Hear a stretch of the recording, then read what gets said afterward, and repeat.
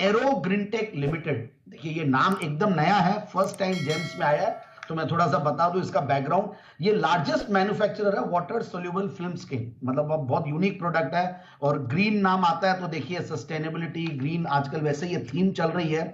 28 इनके registered patents है across the globe, और अच्छी रिसर्च एंड डेवलपमेंट टीम है जब इस टाइप के प्रोडक्ट्स बनाते हैं। और मैं एक बात और कह दूं, प्लीज आप लोग जंप मत कीजिएगा स्टॉक पे, क्योंकि पहली बार नया नाम आता तो बहुत ज्यादा एक्साइटमेंट रहता है। थोड़ा नीचे और थोड़ा ठंडा होने दीजिए, उसके बाद लीजिएगा स्टॉक को।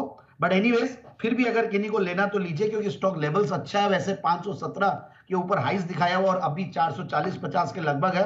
तो मेरा टारगेट मैं पहले बता देता हूं, 530 का टारगेट है, और वैसे लाइफ टाइम हाइस स्टॉक के 689 भी रहे हुए हैं। तो बहुत सारी सब्सिडियरीज है इनकी, arrow green technologies, arrow secure technologies, every pharma भी है, एलक्यू एरो सिक्योरिटी प्रोडक्ट्स है। इन टाइप के इतने सारे अलग अलग प्रोडक्ट्स में कंपनी है। बट बेसिक एक बार बता देता हूं, बायोडिग्रेडेबल ग्रीन प्रोडक्ट्स बनाती है, हाईटेक प्रोडक्ट्स बनाती है, एंटी काउंटरफेट प्रोडक्ट्स बनाती है, आईपीआर और ये सारी चीजें। तो इन सब से मेजर रेवेन्यू ग्रीन प्रोडक्ट्स और हाईटेक प्रोडक्ट्स से आता है इनका। और उससे भी बढ़िया बात, हमें इनका पूरा बिजनेस ओवरव्यू देख रहा था तो 28 पेटेंट होना बहुत बड़ी बात है। आगे के दिनों में बहुत जबरदस्त रेवेन्यू इससे आएगी। और कुछ इन्होंने ये बायोप्लास्ट और बायोकंपोजेबल फिल्म्स बनाए, इको फ्रेंडली।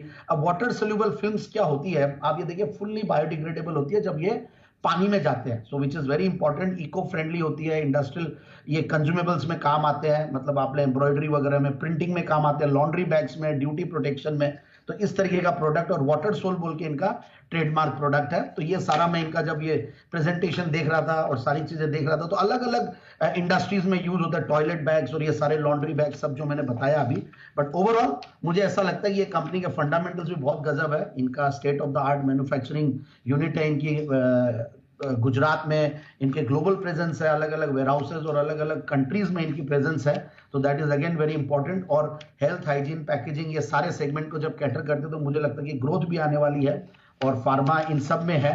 तो अब आप देखिए इनके फंडामेंटल्स पे अगर हम आते हैं तो 21 के पी मल्टीपल पे स्टॉक है, 21% का रिटर्न ऑन कैपिटल एम्प्लॉयड है, 15-16% का रिटर्न ऑन इक्विटी है, डिविडेंड भी ठीक ठाक देती है, और 48% की पिछले 3 साल में प्रॉफिट की कैगर रही है, 49%, पिछले 5 साल में 135%, सेल्स की कैगर 70-71%। तो मतलब पिछले 3 साल गजब के गए हैं कंपनी के। और उससे भी बढ़िया बात है, operating profit margins they are very huge, मतलब आप 30% के, क्योंकि इस तरीके के पेटेंटेड प्रोडक्ट्स और यूनिक प्रोडक्ट्स होते हैं तो वहां पे ऑपरेटिंग प्रॉफिट मार्जिन्स भी बढ़िया रहते हैं। और मैं देख रहा था पिछले अगर आप 4-5 क्वार्टर से गजब का टर्न अराउंड आया कंपनी में। इनफैक्ट सितंबर 2020 में एक नॉर्मल प्रॉफिट्स था, 22 में, सॉरी, सितंबर 2022 में, और उसके सामने सीधा 5 करोड़ का प्रॉफिट। और पिछले 2-3 क्वार्टर्स, मार्च का क्वार्टर, जून का क्वार्टर और ये सितंबर का क्वार्टर बहुत गजब गया है, और करीब 31 करोड़ का पैट है, जो कि हाईएस्ट एवर पैट है और टीटीएम बेसिस पे। और मैं शेयर होल्डिंग पैटर्न देख रहा था तो प्रोमोटर्स की 69% शेयर होल्डिंग है, और पब्लिक शेयर होल्डिंग में काफी सारे रिनाउंड नेम्स दिख रहे हैं, जिसकी वजह से कॉन्फिडेंस आता है। और मुझे ऐसा लगता है कि स्टॉक पे बिल्कुल ध्यान देना चाहिए, 530 का टारगेट।